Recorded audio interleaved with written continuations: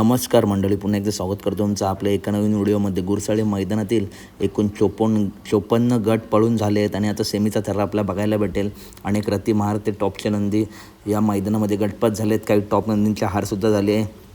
चला तर बघूया या मैदानातील काही टॉप नंदींचे सेमी. केसरी सचिन आपला सेमी क्रमांक 1 मध्ये तास क्रमांक 1 वरून आपला पळताना दिसेल. त्याच्यानंतर शिरसवडी रायफल आणि देगावकरांचा पाखऱ्या सेमी क्रमांक 2 मध्ये तास क्रमांक 2 वरून आपला पळताना दिसतील.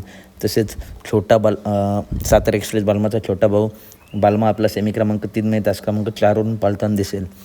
ज्या नंदीने आज चिके आणि उर्मिला त्यांच्या राळाचा पराभव केला असा 42 सरकारांचा वाडगा आपला सेमी क्रमांक 6 मध्ये तास क्रमांक 5 वरून पळताना दिसेल. त्याच सेमीमध्ये आपला चिमण्या आणि सर्जा पळताना दिसेल सेमी 6 तास क्रमांक 7. तर या सेमीमध्ये टॉप लढत आपल्याला बघायला भेटेल. त्याच सेमीमध्ये विठ्ठलांचा तेजा आपला सेमी 7 तास 2 वरून पळताना दिसेल.